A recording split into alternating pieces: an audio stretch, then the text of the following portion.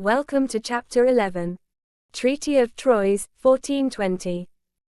Henry retook much of Normandy, including Caen in 1417, and Rouen on the 19th of January 1419, turning Normandy English for the first time in 2 centuries. A formal alliance was made with Burgundy, which had taken Paris in 1418 before the assassination of Duke John the Fearless in 1419. In 1420, Henry met with King Charles VI. They signed the Treaty of Troyes, by which Henry finally married Charles's daughter Catherine of Valois, and Henry's heirs would inherit the throne of France. The Dauphin, Charles VII, was declared illegitimate. Henry formally entered Paris later that year, and the agreement was ratified by the Estates General.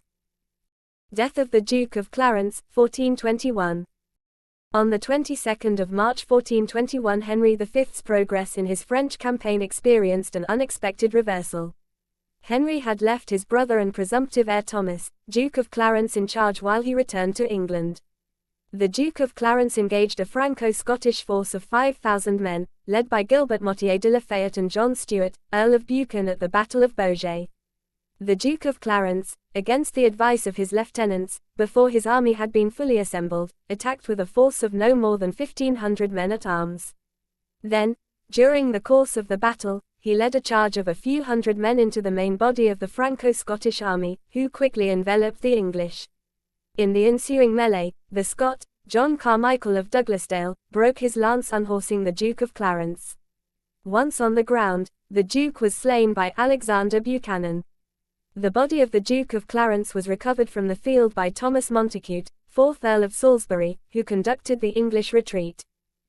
English success. Henry V returned to France and went to Paris, then visiting Chartres and Gâtinais before returning to Paris. From there, he decided to attack the Dauphin-held town of Meaux. It turned out to be more difficult to overcome than first thought.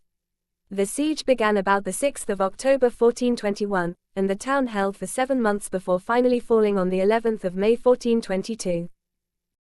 At the end of May, Henry was joined by his queen, and together with the French court, they went to rest at Senlis. While there, it became apparent that he was ill, possibly dysentery, and when he set out to the Upper Loire, he diverted to the royal castle at Vincennes, near Paris, where he died on the 31st of August. The elderly and insane Charles VI of France died 2 months later on the 21st of October. Henry left an only child, his 9-month-old son, Henry, later to become Henry VI. On his deathbed, as Henry VI was only an infant, Henry V had given the Duke of Bedford responsibility for English France. The war in France continued under Bedford's generalship, and several battles were won. The English won an emphatic victory at the Battle of Vernay, the 17th of August 1424. At the Battle of Beaujeu, the Duke of Clarence had rushed into battle without the support of his archers. By contrast, at Vernay the archers fought to devastating effect against the Franco-Scottish army.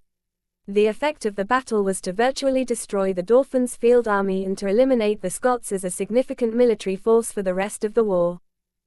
Chapter 12 will be continued.